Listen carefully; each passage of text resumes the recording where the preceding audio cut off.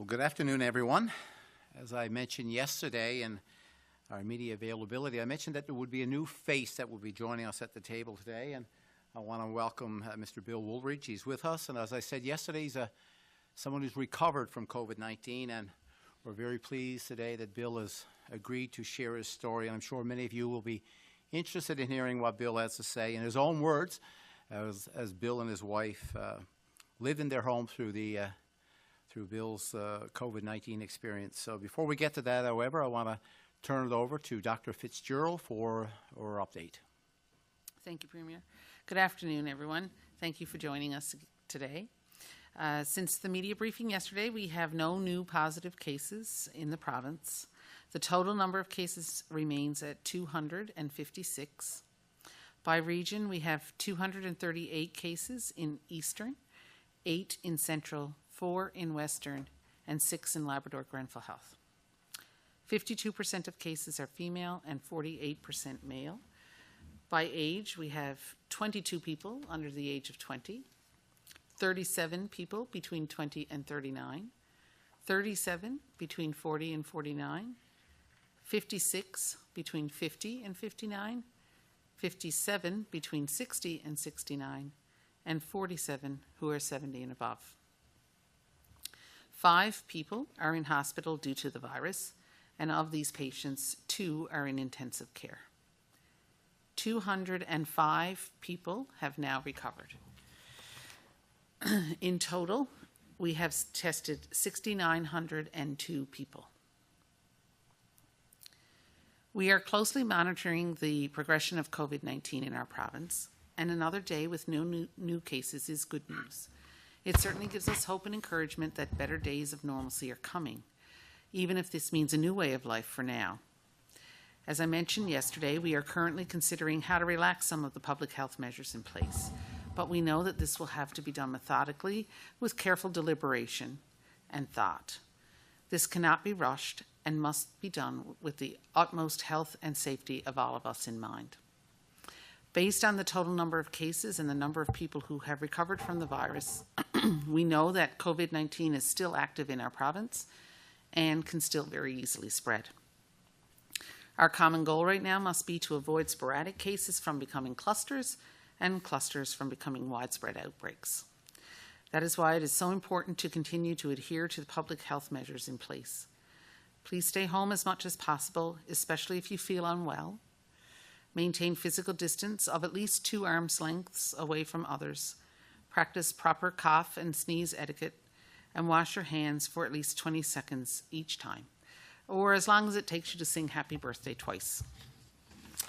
Our actions today will dictate our situation going forward. We must continue to act together to reduce our risk and that of our families, friends, and communities. To help us as we move forward, I am today issuing 2 new public health orders. Effective April 24th, 2020 at noon, all travelers arriving in Newfoundland and Labrador must complete a declaration form at their point of entry. Effective April 27th, 2020 at noon, all travelers arriving in Newfoundland and Labrador will be required to submit a 14-day self-isolation plan upon entering the province. This is a challenging time for many, as COVID brings feelings of angst and uncertainty for us all. And though we are all different and unique in our feelings, we have likely never before had more in common. Feeling stressed and anxious during a pandemic is not a sign of weakness, but a sign of being human, as we all are. If you are feeling worried and find it difficult to cope, please know that help and support is only a phone call away or a text message. Please reach out to our provincial warm line at 1-855-753-2560, 7 days a week from 9 a.m. to midnight, to speak with a trained peer support worker who is there and ready to listen. You can also connect 24/7 with a crisis responder by texting WELLNESS, WELLNESS, to 741-741. This service is provided by Kids Help Phone, but is available to anyone in the province regardless of age. During these times of uncertainty, when our patience and resolve are in short supply, let us be reminded of the power of positivity and kindness toward one another that will help see us through to brighter days. COVID-19 is for now, but it will not be forever. As a recap, for those who may have just joined, we have no new cases since yesterday's media availability, and our total number of cases remains at 256. By health region, this brings us to 238 cases in Eastern Health, 8 in Central, 4 in Western, and 6 in Labrador-Grenville Health. COVID-19 has kept us apart, but in so many ways it has actually brought us together. It has forced us to break down barriers to better support our vulnerable populations, put aside differences by working together, and to seek the best in one another. We have learned that even in times when we feel broken together, we can find ways to break through. And though we cannot forget what is now behind us, what matters most is the hope for what lies ahead. Thank you. Thank you, Dr. Fitzgerald. No new cases again today and 2 new orders, as Dr. Fitzgerald has just mentioned. This is really about tightening up our borders and making sure that people that would enter Newfoundland and Labrador would have to actually fill out the declaration, but also to put in place a self-isolation plan for some 14 days. So we've had some success in Newfoundland and Labrador, and we also know that traveling and exposing Newfoundlanders and Labradorians to COVID-19, if we tighten up our borders and make sure that those people entering Newfoundland and Labrador would have a 14-day self-isolation plan, this will lead to further success. So this is a good sign for Newfoundland and Labrador. It means that all of you are following the guidelines. In saying that, however, we must continue to remain vigilant. So we ask you to continue your efforts in flattening the curve and the spread of COVID-19. There's still 40,000 cases across Canada. We've seen this has doubled in the last 14 days with nearly some 2,000 deaths. So we know that it's still in our country. We know that it's still in our province, and there is a lot at stake. So as we know also that one life lost is one life too many. So to date, we're reminded we have lost 3 people in Newfoundland and Labrador, and we think of them daily, and our thoughts and prayers are still with those families that have been impacted. Following guidelines is not a sign of weakness. In fact, I see it as a sign of wisdom. It's a sign of understanding. So let's continue to be wise and protect our families during this health crisis.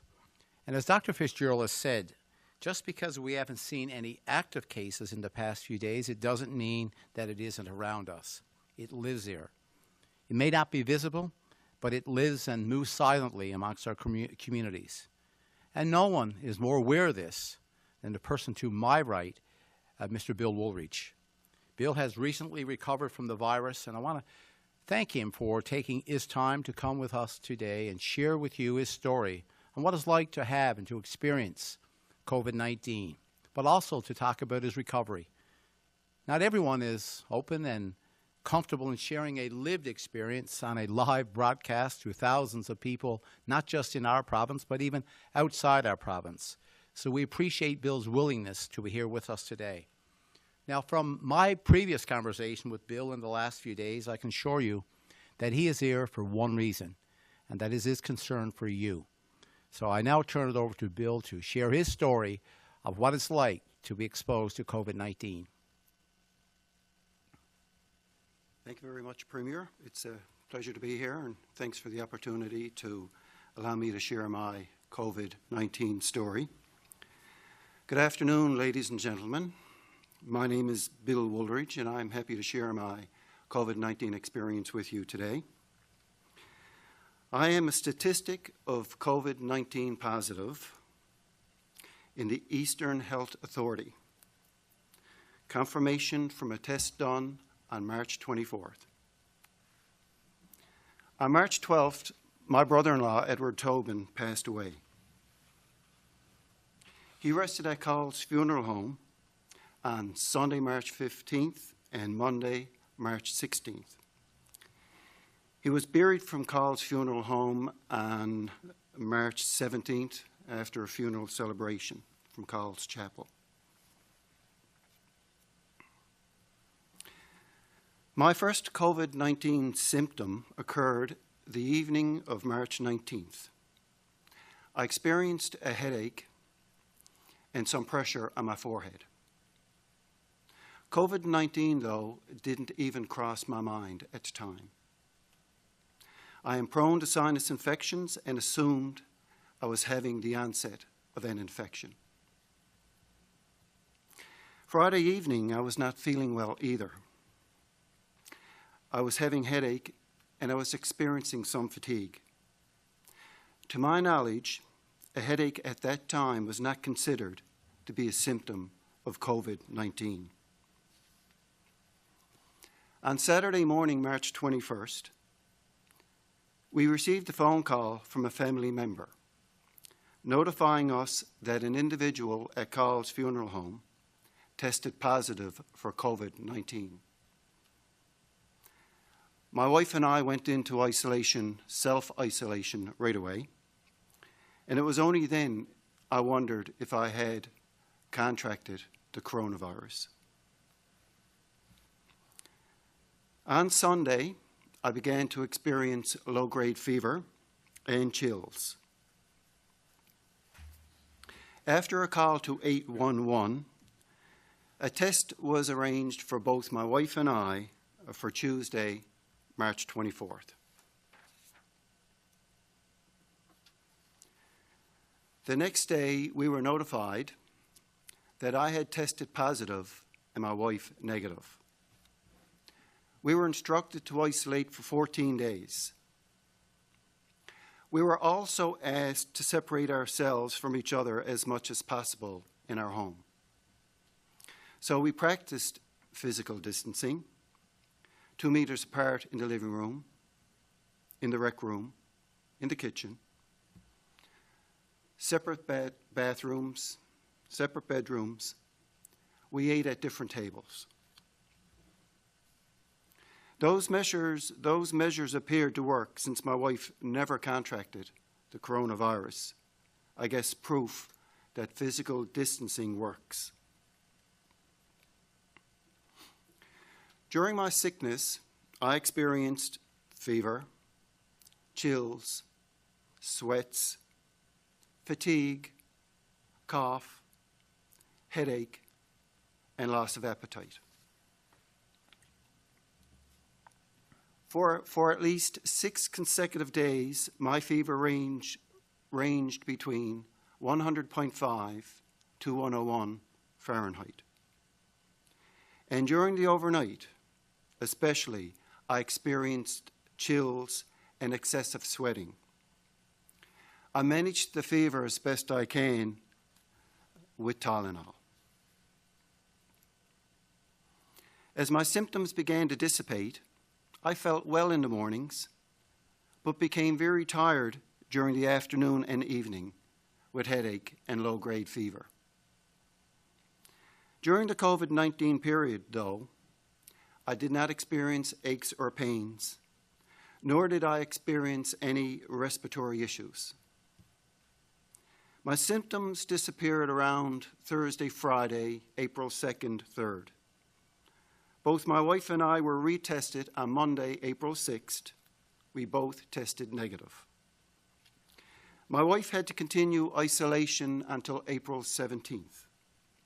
Even though she did not have any symptoms, that was in the event that she picked up the virus for me during my COVID-19 period. We are both well. I am feeling great and certainly thankful to have made it through that period. During the COVID-19 period, not only were we concerned about my well-being, but we were also concerned for family members and friends.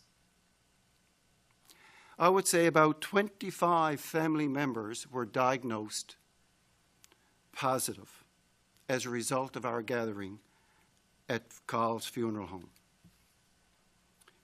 They included some of our siblings and their spouses, some of our nieces and nephews and some of their spouses, some cousins and some of their spouses. Some of our friends also visited the funeral home to pay their respects to my wife and I, 2 of which tested positive, and 1 of those were hospitalized for 5 days. It was a worry for sure, but we are happy that they've all recovered, they've turned the corner on the virus, and now they are all doing well.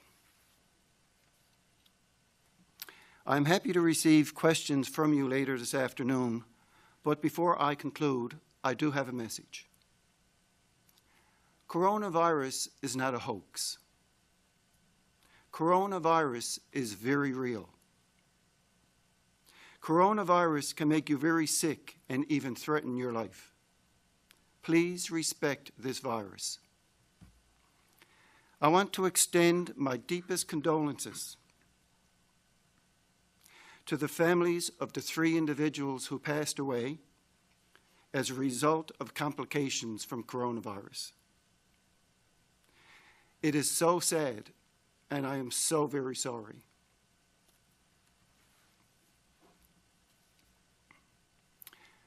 In closing, please understand the importance of physical distancing and good hand hygiene.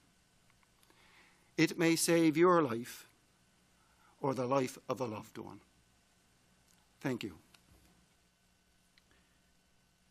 Well, thank you, Bill, and thank you for sharing your story, and you're putting a personal touch on what it's like to be tested positive for COVID-19. But I also want to mention thank you for following the guidelines right away, and for you and your wife in self-isolation.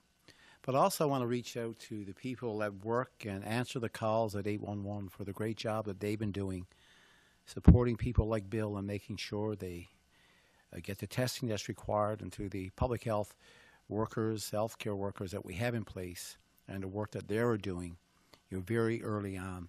So, Bill, thank you once again for sharing your story and providing the insights in your experience of COVID-19. And all of us are happy to hear that both you and your wife are in good health. But the message from Bill to all of us today is one that is very clear, it's very strong, that the virus is not a hoax. It is very real, and it can make you very sick, and as Bill said, can threaten your life. Bill, you painted a very clear picture for us. And he's not asking us for anything that isn't easy, and not asking us for anything that isn't important. It's just a simple reminder to follow the guidelines that's been put in place. It is not a sign of weakness. It's a sign of wisdom. It's a sign of understanding. So together, let's continue to be wise and protect our families. I now pass it over to Minister Haggie for his comments. Thank you very much, Premier. And thank you to our guest for his account and for exhibiting the social responsibility that we have seen from the vast majority of Newfoundlanders and Labradorians. As you can see, with only 48 active cases remaining in the province, we have collectively been able to flatten the curve. And it's been a testament to both the people of this province and good public health measures and dedication from all healthcare providers, really, that we have managed to find ourselves in this fortunate plateau. But not only has public health been key here, but as Mr. Woolridge pointed out, physical distancing has been an integral part and will continue to be an integral part of any strategy in the short and medium term future. Physical distancing has been hammered home well, and a lot of businesses, essential work has been conducted in a very responsible way with regard to physical distancing. Where physical distancing hasn't been or isn't truly feasible or attainable, Dr. Fitzgerald, on the advice of other experts as well, has recommended now the use of cloth masks or non-surgical masks to protect others. One of the unfortunate side effects for that, again, is for those people who, for communication and are hard of hearing, rely on lip reading to communicate. And so, as with all of these measures, I think there will always be occasions where we need to show a little bit of empathy and a little bit of flexibility and understanding for those people who might be very challenged in circumstances where people's mouths are covered. it can make an enormous difference, as I know from my own experiences with hard of hearing family members, that communication with your mouth covered is really quite a challenge. Similarly, with the physical distancing element, we have hammered home wherever possible the idea that you should, as a household, go once a week to get groceries, and ideally that you should simply go alone. We also acknowledge that that can be difficult as well, and I think everyone understood the situation with young children, for example, for whom there was no caregiver available while mom or dad went shopping. But we've also heard lately around the need for support people for those with medical issues or convalescents, and for those who have visual impairment. And again, while by and large the generality holds, one person, one household, one shopping cart, there are occasions where store owners do need to just bear in mind that that's not safe or practical for certain challenged sections of our community. And I would ask for people's understanding and empathy in those situations, that whilst we do make these general orders, and in this case these are recommendations as far as stores are concerned in the detail of it, that there does need to be some flexibility, and I would appreciate that, so would they. A lot of our measures have been trying to identify vulnerable groups, and we have looked at protecting seniors particularly. And I do appreciate from comments yesterday and the day before that whilst we don't have numerical staffing challenges in long-term care, those staff that are working there are doing so now, providing care to their residents without the ability to rely on support people in those environments. So the reverse, again, is problematic, and I'd just like to extend my thanks to the fact they picked up that slack and done a grand job doing it. So from the point of view of looking forward, Dr. Fitzgerald has talked about new border controls as part of this adaptation process that we're going to start and we need to go through over the next weeks and months to come to terms with the fact that a virus is now also a Newfoundlander and Labradorian. It's with us for a while and not going to go away in the short term. The border controls we have referenced. We are conscious of our links as a province with other jurisdictions, particularly for work. And as someone who spent a year and a bit doing a turnaround, I have a certain amount of sympathy with those people who would come home. And I would ask their collaboration and cooperation with these new measures, because at the end of the day, the beneficiaries will be all of us. But particularly it's done from the point of view of protecting as many Newfoundlanders and Labradorians as possible from this virus and from the experiences that Mr. Woolridge has had. So we have plans under development, and these will be rolled out. They're not secret; they're just not finished yet. And as soon as they're ready, we will bring them forward. It's going to be harder to unlock the lockdown than it was to put it in place. And I think we have to realize that it's going to be a slow process, because each change we make, we have to assess to make sure it doesn't cause problems with resurgence of the virus and outbreaks or clusters forming. Even with all that due diligence, unfortunately, we are still likely to see cases over the next 6 to 8 months, and we need to be aware of that. We need to build in a capacity to respond in the healthcare system, whilst at the same time recognizing that there are people whose care has been put on hold, which can't be held forever, needs to be moved forward, as well as people who will become sick from other non-COVID issues in the meantime. So it's going to be a balancing act going forward, and certainly it's going to be done in partnership. It's going to involve stakeholders, it's going to involve charities and community groups, it's going to involve business. It really will involve every facet of life, and while health and public health will provide lead and advice, at the end of the day, we have to make decisions on the conditions of significant uncertainty. So I think we all need to have a little bit of forbearance as well. So with that, I would just like to conclude again by congratulating Mr. Woolridge and all those Newfoundlanders and Labradorians who have held the line. We need to continue to hold the line. I've said many times before, you build a bubble of protection for yourself and your loved ones, you stay in it, and you don't go out and burst anybody else's bubble. And with that, Premier, I think I conclude and pass it back to you. Thank you very much. Well, thank you, Minister, and thank you for the reminder and the commitment that we have made as a government and as an all-party committee to continue to work with you as we continue to make changes in the future. It is a partnership. It is all of us working together, driven by the science and the evidence that's provided to us by our Chief Medical Officer. But before I open it up for questions today, there's just a couple things that I just want to make mention for Newfoundlanders and Labradorians. And one of them is to wish our Muslim community a happy Ramadan. And this is wishing them a holy month that filled with good blessings. And we send our best wishes and hoping that you will have a rewarding Ramadan, continuing, however, to practice physical distancing. Secondly, I want to make mention of something that's taking place tomorrow. And as all of us, throughout the country, especially in Nova Scotia, aware of the shocking and the devastating mass shooting in Nova Scotia last weekend, tomorrow the National Police Federation is asking all Canadians, residents of Newfoundland and Labrador, to wear red.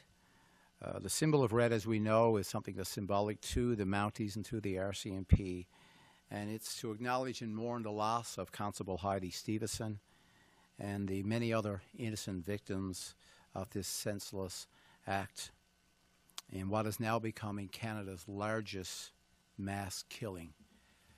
So out of respect for the lives lost and those that are injured, both physically, I will say, and mentally, out of respect tomorrow, let's do something, show our support for them and wear something red.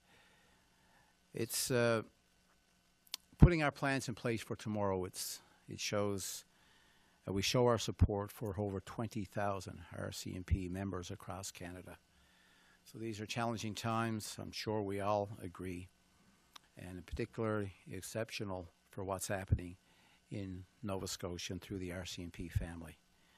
So with that said, tomorrow, just a reminder to show our support as Newfoundlanders and Labradorians and wear something red on tomorrow.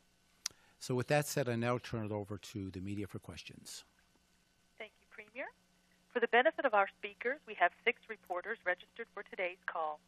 In the essence of time for today, each reporter will have the opportunity to ask 2 questions and 1 follow-up. We suggest that you not ask rumor-based questions. The purpose of these briefings is to address COVID-19 issues. All other government-related issues should be directed to the appropriate department or agency for response. Reporters will ask questions in the order they registered for today's call. We will run through the telephone queue, and I will call each reporter by name to ask the question. Please do not press *1 until your name has been called. Following this, should time permit, reporters will be individually asked for single questions. This call will end at 2:59 p.m., and further questions can be emailed. Our first questions today are from Kellyanne Roberts of NTV News. Please go ahead. These new measures that are going to be put in place on the 24th and 27th, who will be tracking these forms and following up on them? These forms will be followed up by right now, where the process will be that someone will get the isolation forms, and they will follow up with those people. We are in the process of training the people right now to be able to do that, and if there's any concerns with compliance with the plan, then that will be referred for enforcement. If there's any concerns with development of symptoms, then obviously they will be referred to the appropriate regional health authority, public health division for follow-up.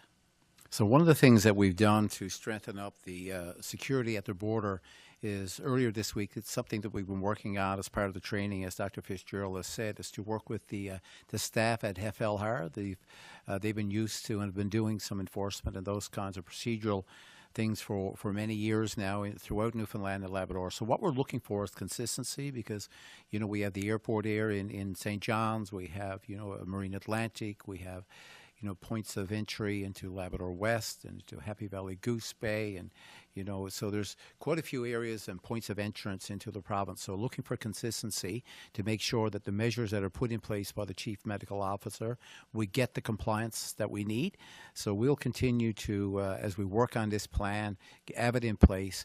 We've already started at various measures right now with the RNC as well in Labrador West. So there'll be a number of people that will be involved in this, but primarily driven by, and the information will be used by public health.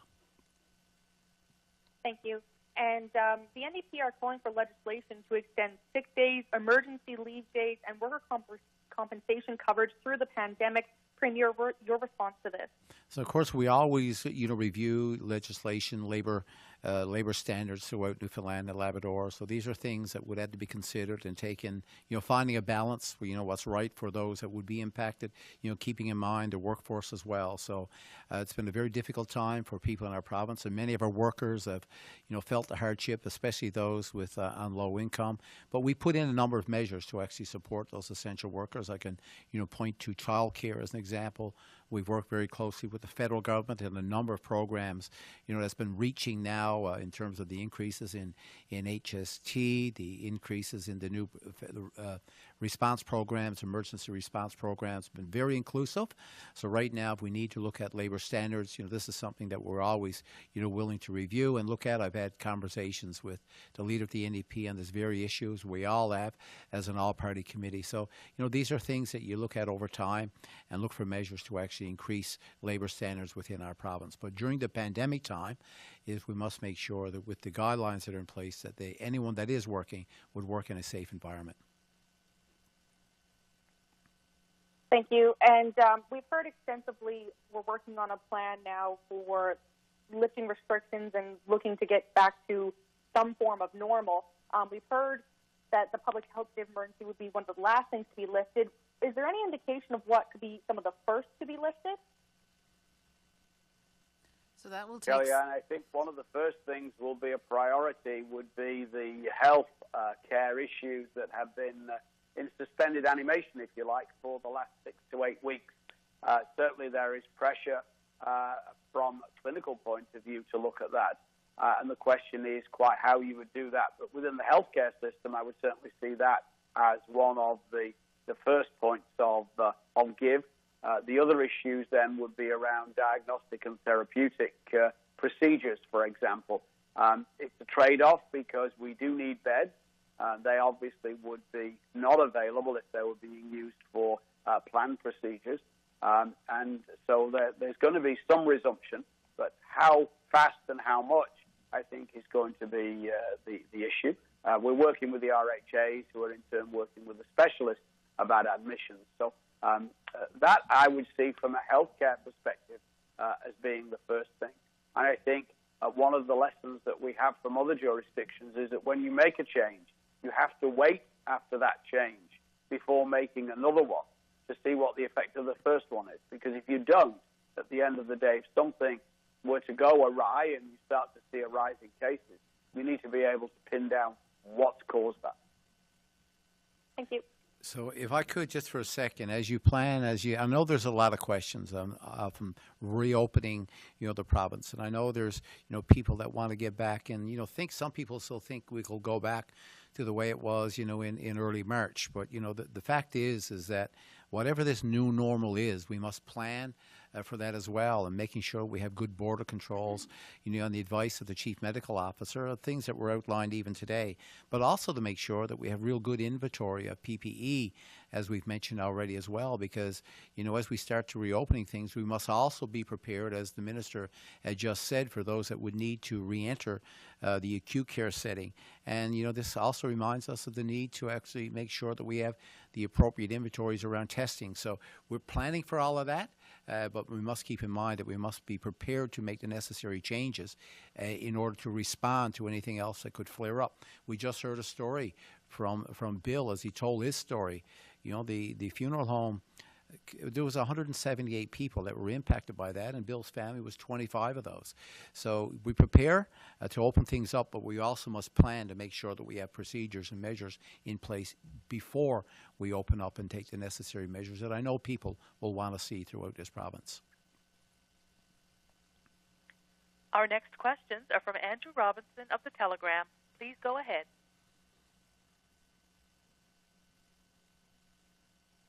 First off, following up on the 14-day self-isolation plans that people will need to submit upon entering the province, with those, will government staff be, if they deem the plan submitted to be inadequate, will government staff be directing people to make alternative plans, or will there be any, even in cases where it may be merited, will there be any options offered that could involve any form of government assistance if need be? So that is certainly part of the process, is to assess the plans and ensure that they are adequate, and to ensure that there's not a risk of exposure of vulnerable populations and those sorts of things.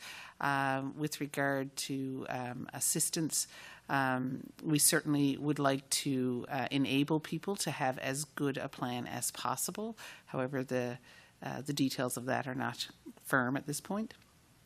I don't think anybody should... Andrew, if I might just chip in there as well, the ultimate goal would be rapidly to have this kind of declaration and isolation plan information available on the internet, so that people would be able to fill these forms in and have sight of all the information they would need prior to actually getting on their flight to this province, to educate them and encourage them. The majority of the people that we see coming in, the short term, particularly, would be Newfoundlanders and Labradorians who are doing some kind of turnaround. So the connections already exist. There are places for them to go, and it's a question of getting it done in advance and educating them before they land. Yeah, there's a good point there, and just to build on what's been already said about this, no one should be surprised as you come into Newfoundland and Labrador, as you travel anywhere in this country, that it's a country and a province that's dealing with the impacts of COVID-19. As the minister said, the numbers of airline travel are way down, and so no one should be surprised at all. All you need to do is, before you buckle up into your seat and to the aircraft, is just look around. The aircrafts are full. We're seeing people wearing masks now. So there's really no excuse at all for people traveling into Newfoundland and Labrador not to be prepared for a 14-day isolation plan. If measures would need to be taken to actually support them or give them direction, provide the proper direction, these are things that we need to look at. But, the messages are out there loud and clear. If you're coming to Newfoundland and Labrador, there will be stricter border controls in place. If you're coming here, have a self-isolation plan ready, and make sure that you fill out the required documentation that will be required. Thank you. If I could ask a question of Mr. Woolridge. In speaking today, I was wondering if there was any one particular thing or instance that compelled you to speak out about your own experience of testing positive and then recovering from COVID-19. I just thought when the Premier approached me, I jumped on board right away. I felt it was important to tell the story. I felt that it was important that the public understand that the virus is real, that we need to take precautions, that people get sick, and we've seen 3 individuals from this province pass away. So again, my message is the virus is real. Please respect this virus. Thank you. And Mr. Woolridge, if I could, I'd like to say thank you for joining us today to share your story. I think it's important for people to see that, you can get through an infection. And I know how difficult it is to get up and share your story in front of TV cameras and the public. So I really do appreciate you for coming and telling your story and sharing our message about physical distancing. Thank you. My pleasure. Thank you. As a follow-up, Mr. Woolridge, how much of a challenge was it for yourself and your wife to manage the logistics of physical distancing within the household? Yes, well, thankfully my wife was well, and she was able to prepare meals, keep the house running. For my part, I helped out a little bit when I can, when I got a little bit of energy. But from my focus, I wanted to rest as much as I can to save my energy to be able to fight this virus off. So, but it wasn't too difficult. The spacing wasn't difficult. When we watched a bit of TV, we kept, 6 feet apart. When we were in the living room having a chat, we were 6 feet apart. She prepared most of the meals. And so I think the difficulty was the isolation itself, especially from my wife's point of view, because she had been in isolation from March 21st to the 17th of April. So there was that was the difficulty of being housebound. But no, we managed through it. So thank you very much. Thank you. Our next questions are from Peter Cowan of CBC News. Please go ahead. We've known that travel has been one of the biggest risk factors right from day one. Why has it taken a month for us to put in these mandatory reporting and isolation measures? So people have been quite compliant with filling out these declaration forms, and we have been able to follow up with people, and people have been compliant with the isolation period too. So, and I think the attest to that is the fact that we are in a place right now where we are seeing 0 cases for several days. So I think people have been following the rules. We did this now because we know that as we start to relax measures, we need to have a much clearer idea about importation. We need to be able to handle, to find all of those cases so that we can prevent a surge in cases that could overwhelm healthcare capacity. And as we start to relax measures and allow other procedures to happen within healthcare, we have to make sure we protect that capacity. So this was really to help us as we move forward. Premier, your government has told municipalities they can't bring in states of emergency to prevent people from coming into their communities. There's no provincial order banning travel between communities. So why does the mayor of Wabash say he has permission from you in order to start banning people from coming into his community? Yes, what they have permission to do is set up checkpoints and information points for people that will come into their communities. Of course, all communities are concerned. They want to see essential travel only, so it's non-essential travel. That these are the people that are trying to get information into. So we support our communities. In Labrador West are doing the very same thing. But states of emergencies within communities, there's criteria that's been in place. And Municipal Affairs and Environment, that department who is responsible for, towns and cities throughout our province, has sent a letter a few weeks ago now outlining what a community state of emergency, very similar to what we would have seen with the recent weather event area on the Avalon portion. So states of emergencies for communities are very different than the public health state of emergency that we have in place. So, what they're setting up there are information checkpoints, and we encourage that. It's important to know who's coming into your communities and that it's should be for essential travel only. So that would be for people requiring, medical services. It could be people coming in to pick up things like prescription drugs or for food and so on. People is for essential traveling only, and that's what the information lines are for.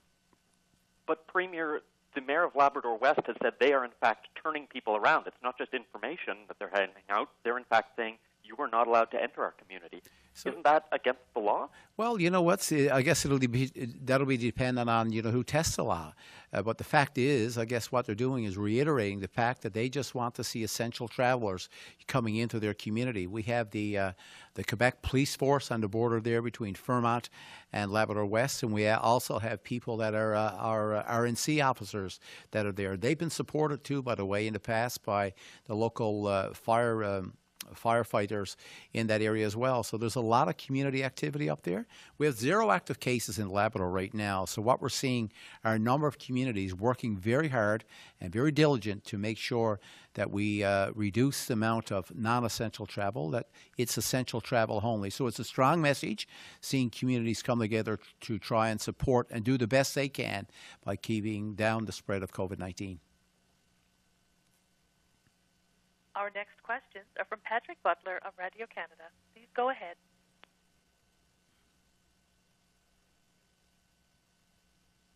A lot of comparisons in the past few days, comparing Newfoundland and Labrador to other provinces in terms of a plan for moving away from a lot of these restrictions.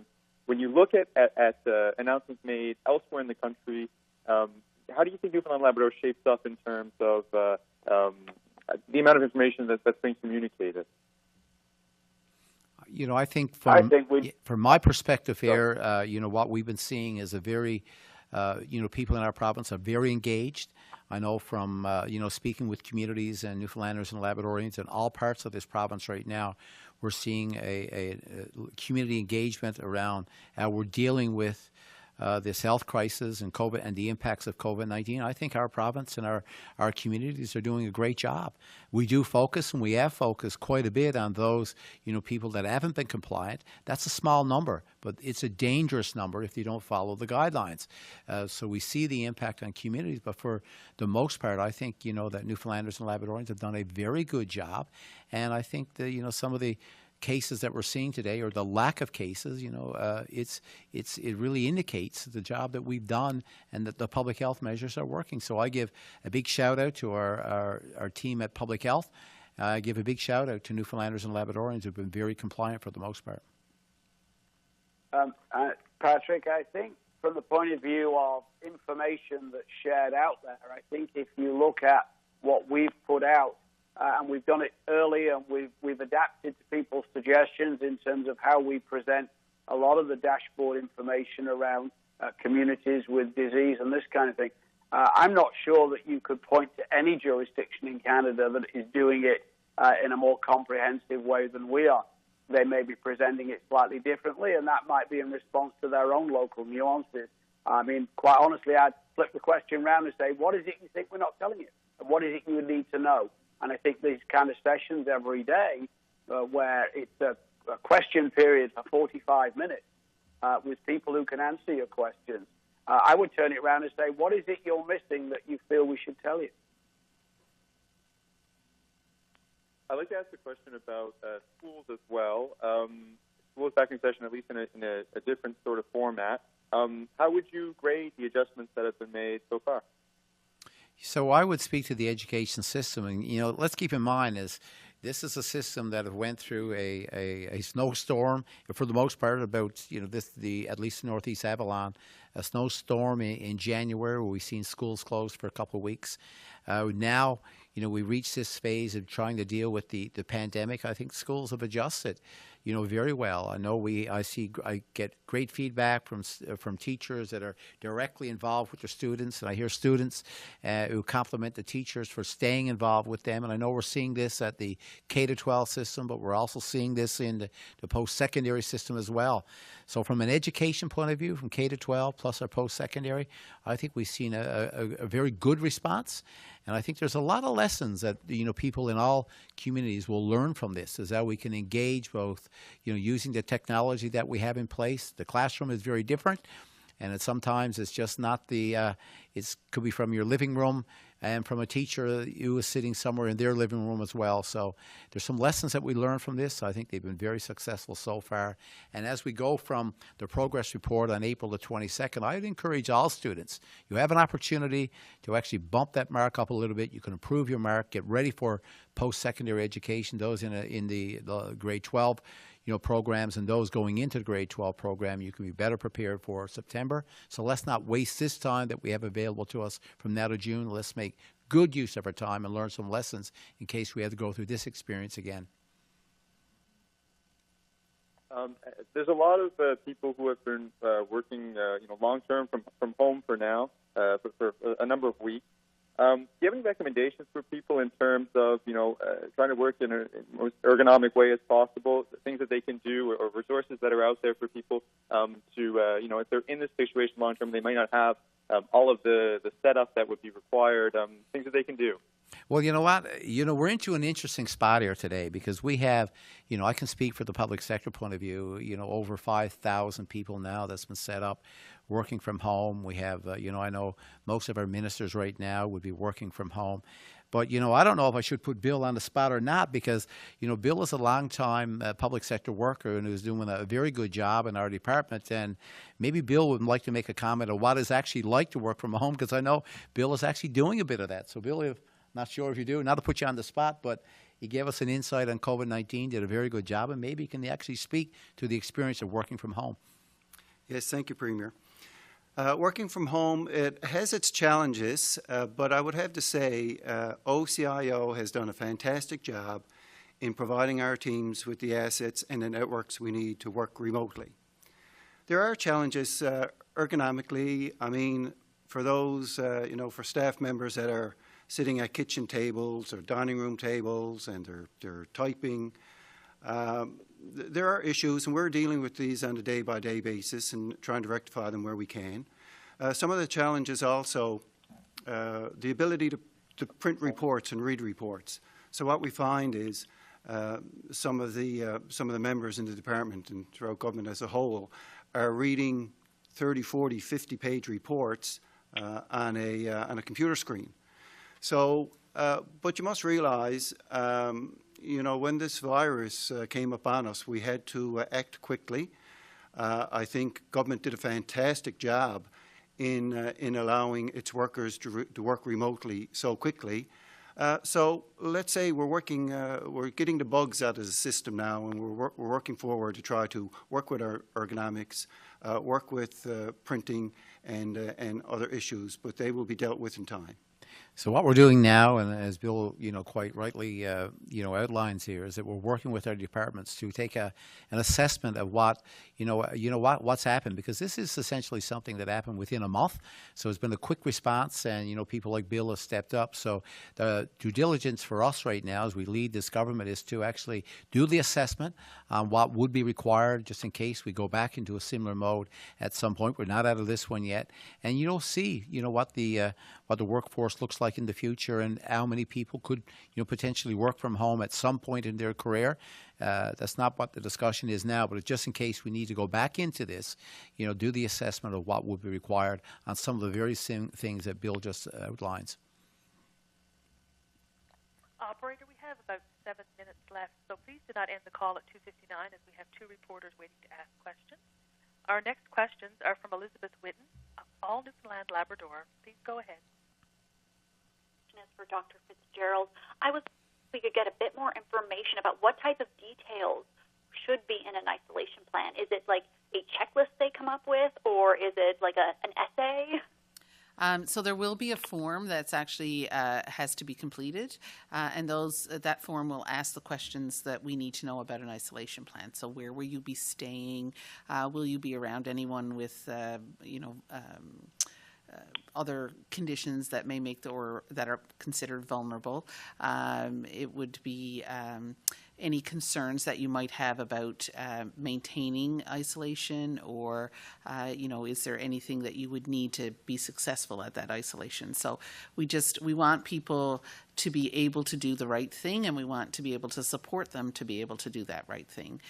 So ideally, we would like to have that information prior to them coming to the province. So to echo what the Minister and Premier said earlier about having this be able to be submitted prior to, but of course it will have to be presented in person as well at the point of entry. Perfect. And, over the past month, we get daily updates on the number of people who've been hospitalized and in the ICU, and sometimes the number changes, sometimes it's the same. However, it doesn't give us an idea if these are the same people or not. So would you be able to clarify how many people in total have been hospitalized and how many have been released and gone back home? Certainly, Elizabeth, that's a good number. We have concentrated on a daily snapshot, and I think that probably just represents our bias in terms of that's what it means to us as as managers, as operators of the healthcare system, because that's a workload indicator. I don't have that information to hand in accumulated way. There are 5 individuals hospitalized across the province today.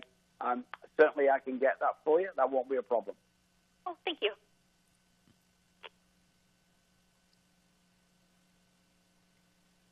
Our next questions are from Ben Murphy of VOCM News. Please go ahead. Thank you. Are we considering mandatory testing for those who are returning from Curl Lake, where now we know more about asymptomatic and pre-symptomatic transmission? We're not considering mandatory testing. We are asking anyone that has been to Curl Lake to call 811, and we are testing anyone who presents with saying that they have been that they've returned from Curl Lake. Premier, I'm sure you noticed some of the uproar after the new restrictions on open fires were put in place yesterday. Can you just clarify these regulations for people and explain why these were necessary to implement? Goodness, I would say that I was one of the ones that when I saw the report, I said, "Oh my goodness, this is not something that's going to go over too well." I mean, I'm like no different than many other Newfoundlanders and Labradorians. I do enjoy when I get an opportunity to sit by a campfire and at some points and sometimes even on a Saturday night listen to VOCM Cabin Party or something. So, these are things that we do, and so I think the measures that were put in place. This is really not about a ban. So if you're used to having a campfire in your backyard like you did last year, well, look, you can continue to do that. The guidelines that were put in place yesterday these are guidelines and bans that have been put in place for, I think, for almost 30 years. And I think the reaction, I got some reaction yesterday as well. So we spoke with the minister. I think he's been out there publicly now. So, the kinds of campfires that you had in your backyard last year, you can do those things, but this is really prohibiting and restricting, large, brush burning and so on. Grass fires, we've already seen, I think, about 5 or 6 already this year at all. But listen, when you want to have your campfire in your backyard, do it, get some water there, use some common sense like you do, in the past years, and make sure that you prepare just in case you get, something that should occur, just so a bit of prevention here. But so for Newfoundlanders and Labradorians, I'm on your parade. We want to make sure that you can enjoy those, quiet, campfires in your backyard, the opportunity from time to time over this summer. And lastly, Mr. Woolridge wanted to pass condolences to you and your family first, but I was just wondering how the family is coping after all of this and knowing that the gathering is linked to such a large cluster of cases and that it affected some 25 members of your family. How is the family coping with all that on top of everything else? Ben, I would say to you that while we were going through this, it was very concerning. We had a couple of family members that made visits to the hospital. We had a friend that spent 5 days in hospital. We had another friend who was home. His wife is a nurse, so he was in good hands. But through his sickness, he lost 24 pounds. So it was a trying time trying to deal with dealing with our own issues in our household, as well as being concerned about our family members. So we were glad, I will tell you, we're glad to be through this period. Everybody, family members have recovered. We are doing well. If I could just sum it up in one word, I would have to say very thankful. We're very thankful for the recovery of family members and friends. And just thankful, Ben. That's probably the best way I could put it to you. Thanks for your question. Thank you very much, sir. Thank you very much for tuning in, and thank you, Mr. Woolridge, for participating today. The time for questions has ended, and we will be back again tomorrow at 2 p.m., 1:30 in Labrador. Have a great evening. Thank you. The conference has now ended. Please disconnect your lines, and thank you for your participation.